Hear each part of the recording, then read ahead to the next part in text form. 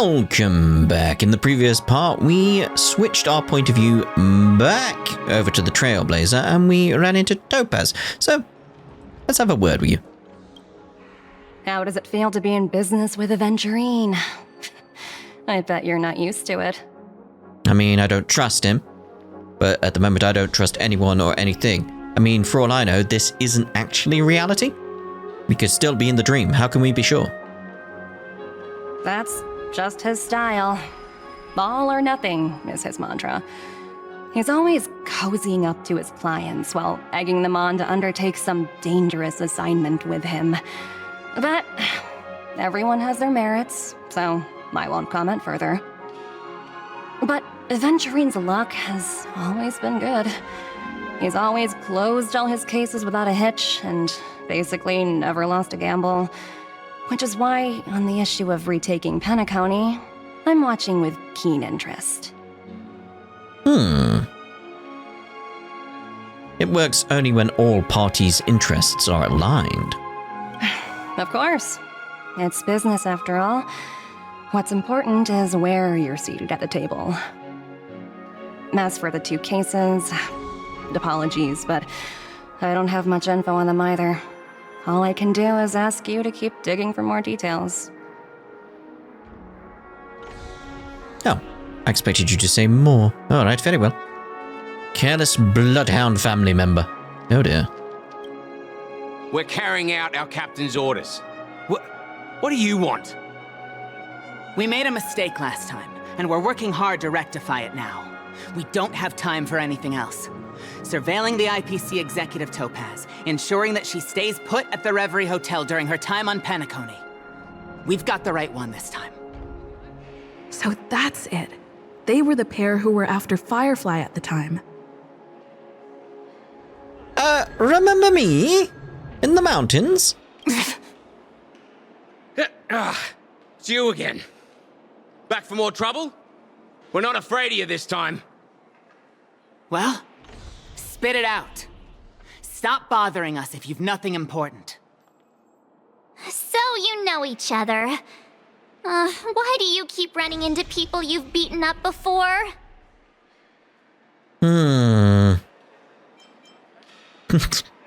I mean, I've got to go with the third one. When's our lunch break? Hungry. Oh, sheesh, why do you keep asking me that? We're in the middle of investigating a murder case for the family. May we speak to your captain about it? But I'm hungry. Well... Hey! The security officer instructed everyone to shut their traps before he returned from Dream's Edge. What murder? You'd better stop spouting nonsense. Yeah, that's right. We have nothing to report. Please leave. Looks like they're not going to cooperate. But they did at least tell us that the captain is at Dream's Edge. Why don't we just look for the security officer then? It's probably Gallagher, the one she mentioned, right? Alright, head to Dream's Edge to find Gallagher. There's no birds in the dream. Just remembering that. Star is coming soon. Just remembering that little detail, because I keep seeing all these birds out here. It's like, Alright. Oh, there's a side quest there as well now. Okay. I'll eventually get around to them. Oh no, did I see that one already? I think I did. Such tight security. I bet they're stumped by the case as well. Gallagher. Gallagher. Where could he be? I think he's over there. I mean, it looks like him. Apologies. The Bloodhound family is running an investigation up ahead. No unauthorized personnel allowed. Hold on a minute. I think I've seen you before. The gray-haired one. How much trouble have you stirred up exactly on Penacony? That's right. It's me, Cloaky. You think you look alike? Do I not have like a giant clock for a face? How about a clockwork trick? Wait, are you for real? For real? Not possible. It was you the last time yelling about some clockwork friendship while beating me up with that silver-haired girl. Uh-oh. I'm not letting you get by this time. Please leave, or I'll have to get on my knees and beg you. Huh? What kind of heinous crime have you committed now? Hold on, sir. We have documents authorized by the family that would aid your investigation. If it wouldn't trouble you, could we see this Mr. Gallagher? Who exactly is this Gallagher you keep talking about? There's been a few people mentioning this name. Even the one with the gray hair. He didn't send you all here? It was the security officer who dispatched us. That's all I can divulge. He'll do. He's the one we've been looking for. Sorry, no can do. The boss said that since it's a matter of the family's reputation, no one's allowed through. Everyone, please leave. There's really no need for us to make things difficult for each other, right? I think things are going to get difficult. We're really sorry for troubling you. Let's think of another way. Another way. That's it! Didn't they say something about that?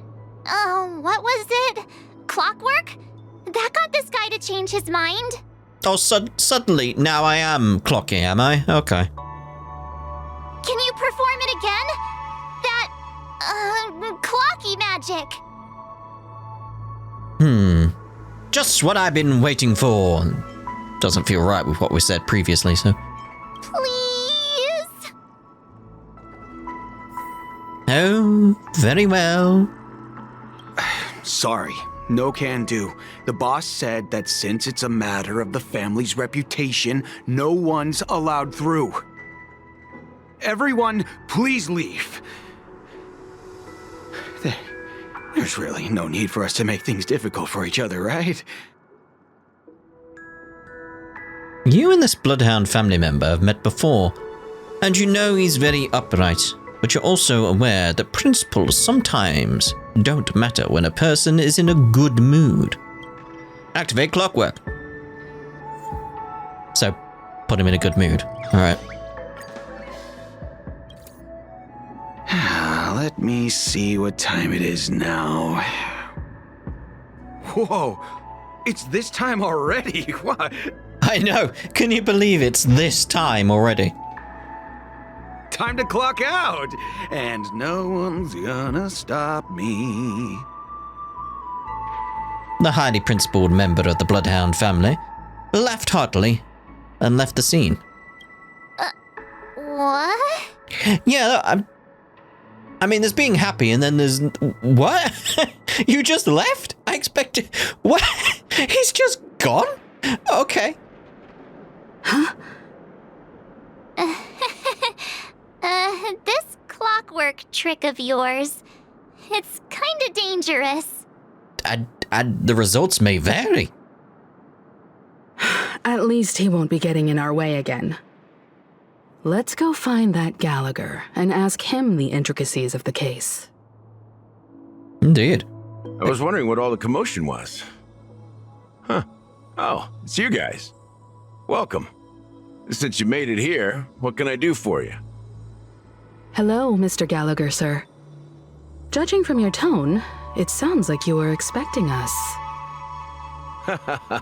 Miss Himiko, you're too polite. There's no need to call me sir. Mr. Gallagher, you even know my name. Of course I do. You folks are from the legendary Astral Express and honorable guests of the Watchmaker. I had an encounter with this lady in the golden hour. I remember that little silver-haired girl was there too. I'm sorry for what happened to that kid. That's exactly what the family has ordered us to investigate. This is also the reason why we've come to visit you, Mr. Gallagher. The Express can't just overlook the death of that child. So we've decided to help the family get to the bottom of it, in the hopes of getting justice for her. The Nameless involved with the family. What an unpredictable twist of fate.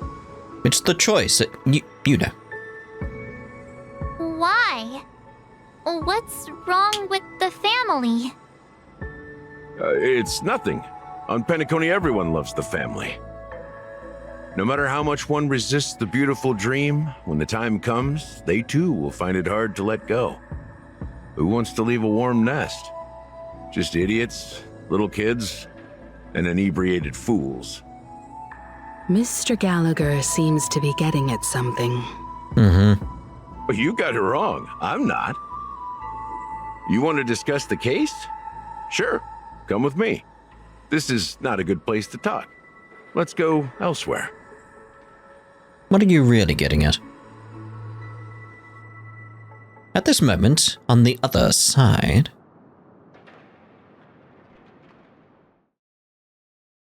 So, Aventurine?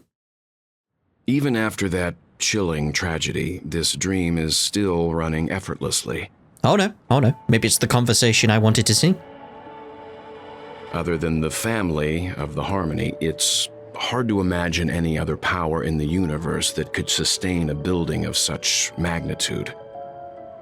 The family itself is a huge, perfect building, like a living idol.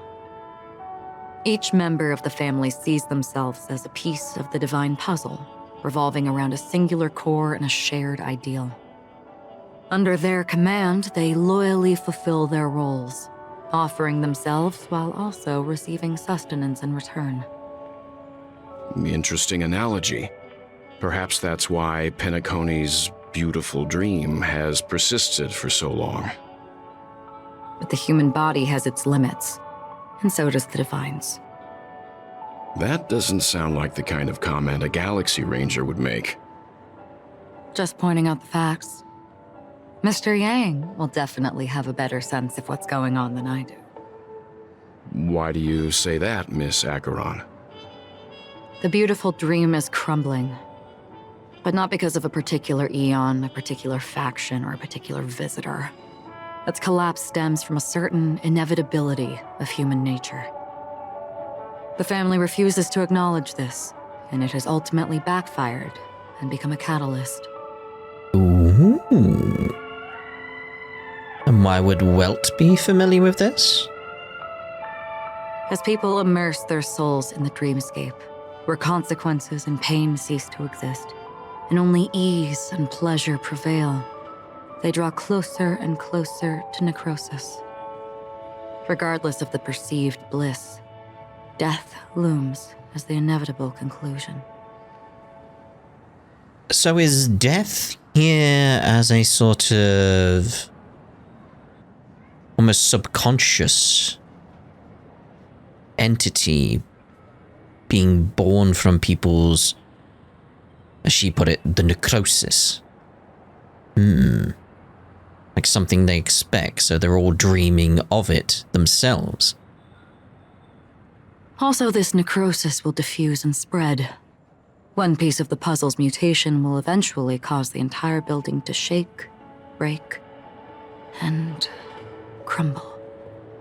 In the end, the dreams that people built in the name of freedom became the cage that imprisoned them. I'm sure you've gained a lot from this trip, Miss Acheron. Are you willing to share your findings with me? Of course. That's if I remember. She says this as her hand gently rests on the hilt of the sword. And then quickly lets go in the blink of an eye. Don't mind me, it's just a habit. Owing to events in the past, I've become easily forgetful. It's only when this sword is unsheathed that those hazy memories start to become clearer. Take your time. That should do it. I vividly remember everything that occurred on Penacony. Ask away. Ooh. Regarding the moment of daybreak. The moment of daybreak. I've heard that's where the Dawn Factory, which processes the foundation of the dreamscape, is located. Behind the dreamscape's song and dance stand many imagination factories. Workers create all kinds of whimsical works day in and day out in their dreams. Then they return to reality and sleep on a narrow bed in a room. A far cry from luxury. They say it will suffice. Experiencing the bizarre and motley dreamscape is the best reward. There I encountered a young woman who had just come of age, the perfect time to indulge in beautiful dreams. Her greatest wish was to one day move to the golden hour and see the magnificent garments she had woven with her own hands. For certain reasons, her wish was difficult to fulfill. But I managed to bring her a garment. Okay, regarding the Gilded Hour. Gilded Hour. It's said to be Penacony's currency center. Yes. It is a fortress-like financial city, the economic heart of the dreamscape. The Pepeshi people of the Alfalfa family are there to keep it running, sending blood that is made from money everywhere on Penacony. Everyone there is exquisitely dressed and always in a hurry. The greatest wish of the local Pepeshi people is for their future generations to work in the Gilded Hour. I've never met anyone who is willing to talk. I could only stand at the crossroads, watching crowds of people hurrying like the wind through the jungle of steel, only to deposit the alfalfa credits that they'd earned into the bank's vault. I don't know if they would open the vault door, but before I left, I witnessed a well-dressed Pepeshi person plummet from the sky, while those around him continued on their way, unfazed. I was going to say that's going to be the end of the Gilded Hour, isn't it? Yeah. So about the Blue Hour. I hear the Blue Hour is very romantic. Do you have any tales to share? Perhaps Mr. Yang has heard. There is a large boat called the Eventide, anchored along the Sea of Dreams, where soft music and dancing persist endlessly every night. I ran into a wizened lady there. She was at the dock, waiting for her long-departed lover to return, waiting for countless hours within time that stood still. In the humid sea breeze, she spoke of her own youth. Like many who desired wealth and love, they came to Penacony to pursue their dreams. Alas, her lover's consciousness was lost in the dark depths of the Sea of Dreams. Finally, she suggested we continue our conversation on a boat in the shallows. I agreed and boarded the boat with her. But she never said anything. Her eyes absent-mindedly gazing at the horizon for what seemed like forever. Finally, we retreated to the beach. The beach, right? About the moment of dusk. The dreamscape of chic, luxury, and consumerism, the moment of dusk. My companions have been there too. Then you all must have seen those who are attempting to realize their dreams. Or have realized them. Scattering money as if it were dust and betting it on all or nothing. Everything has a price, and everything can be bought or sold. Even dreams themselves. I saw an Intellatron there, who was preparing to auction himself. When someone wins a bid under stipulated periods and rules, he would do the buyer's every bidding, becoming that person's very possession. That Intellatron had been auctioned off 12 times, and I participated in his 13th. That was the grandest banquet I had ever attended. But never again did anyone cast another glance at him. This time around, there were no successful bids for him. I mean, you say that's everything, but there's so many questions I have, but okay. That's everything. This is what I've seen and heard along the way. Someone once said to me, Penacony wasn't like this a long time ago. Nor should it be. I've traveled through the reality and dreamscape of the planet of festivities. Watched the tides of night rise and fall when time stopped for people. Where the spirits of the rich and impoverished remain forever fixed on their own scales. This is why I think the collapse of the beautiful dream is inevitable. There might be a way to change everything. Perhaps. But if this is indeed the world that people desire, if this is precisely why life chooses to slumber, should we still seek to change it? Why life chooses to slumber. Okay.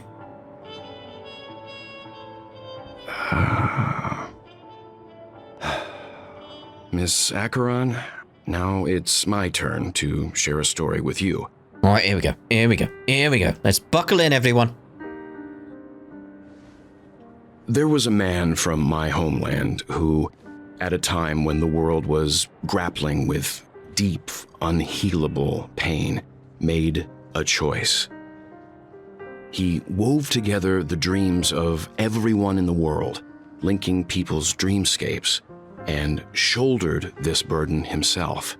From this, he created a giant, a spiritual atom. Okay, music. So, Kevin. And since that moment, the giant stood between heaven and earth, becoming the pillar of the world's existence.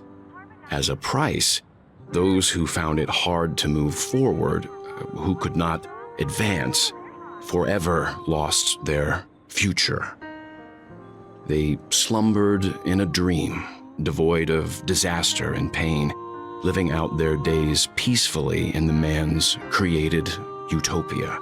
And it is because of the wishes of those people who wished not to awaken that this spiritual atom became unbreakable. He is being very deliberate with his words. He has a change of tone in what he is saying. He is being very, very wary about what words he chooses. It's very obvious, but at the same time, with the music in the background, it's very different to what we had. So, what? And yet, you stand here right now, which also means that man failed. Because people must always move towards the future. Even if human weaknesses make them pause when they truly cannot move forward, humanity will eventually seek a way to save itself. And that man, he was never a failure. Like everyone in that world, he etched the possibilities of human nature into his heart. He was the sun chaser of legend, soaring towards the sky and embracing his final victory with his fall. He ascended to heights uncharted, only to come face to face with the sun, a place not visited by anyone before. His wings would melt because of it, only for him to fall into the sea, and after that... Into the sea, you say? Countless others would surpass him, soaring to even greater heights. A fitting metaphor for the Nameless's trailblazing spirit. Ooh. That's intriguing. That you've made that connection there, combining that with my other thoughts and feelings into regards to what the Stellaron is inside the Trailblazer. Ooh. I have to let this conversation sit for a while and just think about things being said there. Thank you, Mr. Yang. I know what you wish to confirm. The universe has innumerable similar, yet different worlds. In these worlds, there are innumerable people who look alike yet don't. So you've said the universe has that, not the multiverse. Huh. I too have embarked on journeys, encountering old friends with familiar faces on different worlds, witnessing their destinies follow paths similar to mine. So I will tell you. Because then it implies you're from somewhere else. Like, this universe has familiar faces. To what? Your universe? Is that what you mean? Because again, it's like the fact you didn't say this multiverse has that. You specifically said the universe. Which implies that you're not from this one. So where else could you be from? Even if not completely similar, the story you just told, it overlaps with my past. And within that abyssal dream, Oh. I ended that man's life. Alone. Oh.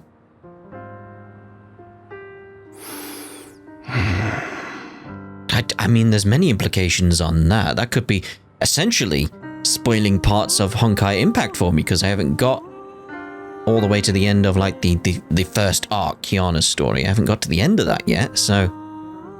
Ooh.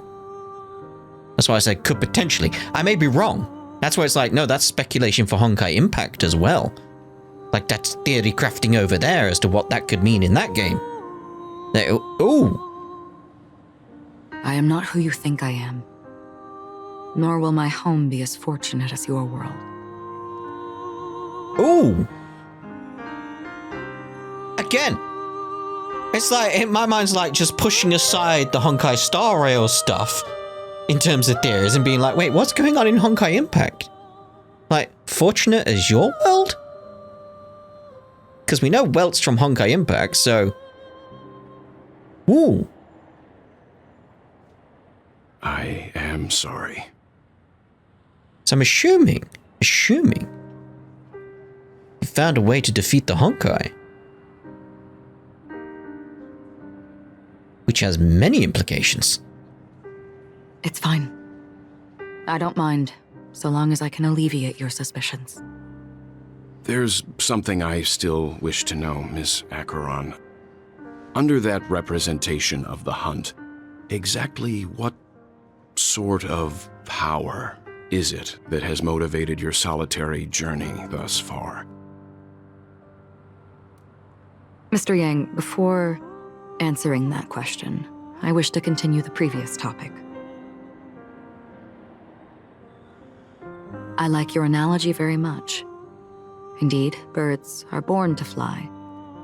But in a distant past, their ancestors could only gaze at the sky in envy. They saw that faraway ray of light from above the heavens, piercing through the clouds and blanketing the earth. And so, time and time again, generation after generation, the birds spread their wings and took to the sky, attempting to touch its ceiling, all because the sun was there. Then, what if the last bird finally soars into the sky, only to realize that the end of the light is not the sun, but darkness? I mean, then we relate it back to actually you mentioning something similar within Welt's staff, which is actually the power of the Honkai in some regard.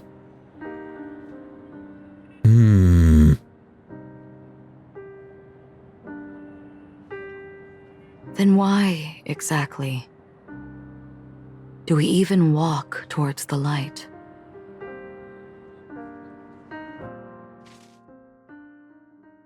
I want more of that. Telephone for you, sir.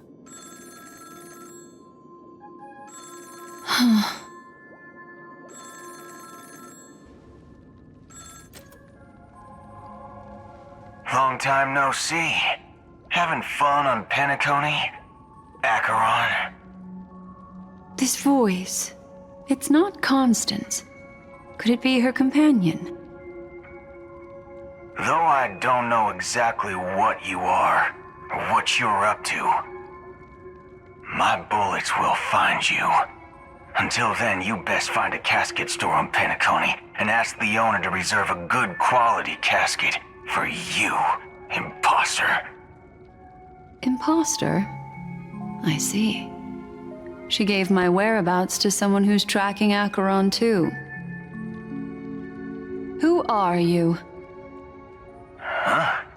Did I make a mistake? Who the heck are you?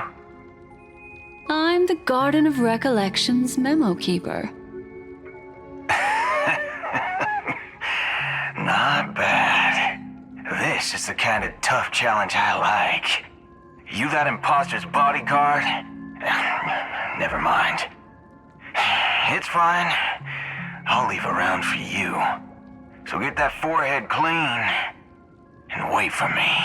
Whoa! I don't know what you're talking about, but you know Acheron, the Galaxy Ranger, yes? I have something to ask you.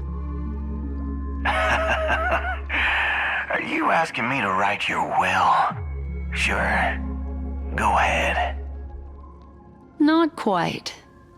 I only want to ask, how exactly did she become a Galaxy Ranger? She's clearly not a pathstrider of the Hunt, but you are, aren't you? Tell me, what's Acheron's deal? Sure. Heck, never thought I'd come across an ally. What a stroke of luck. Oh, well. I'll be on Penacony soon. Memo keeper, go buy a bottle of Asdana's white oak and warm it up, and I'll raise a glass to you. That lady's passed. Well, nobody knows. But if all you want is a simple answer, sure, you best get a chair and take a seat. That woman, named Acheron, is an emanator who should not exist. Should not exist?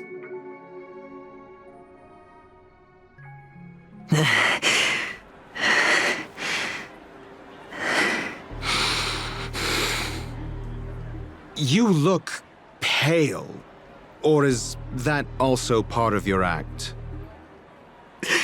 I didn't think you'd have the nerve to show yourself. I thought this was exactly what you wanted. After all, I faithfully fulfilled my duties as you instructed. Just tell me if you can't hold on any longer. So, the genius of the Council of Mundanites wants to be my Undertaker now. My, what an honor. Yes, and I'm pretty sure the people at the Strategic Investment Department would love to be notified of your death in due time. But let's not forget, you won't be seeing them, because I'm the manager of this task. Great. Then tell your people that Aventurine is ready to go in 17 system hours. Oh, you've got a lot of nerve. How exactly do you plan on completing your task while your hands are tied by the Harmony? My conversation with Sunday convinced me that there's a traitor in the family, and that they hold the secrets of Penacony. So, I took the opportunity to set everything in motion. I even managed to recover the gift money. Things haven't gone this smoothly since I walked through the doors of the Reverie. Now I'm only one step away from victory. Let's just wait and see. Sounds like a very elaborate way of saying that you failed. I don't think he did. I feel like he's planning something.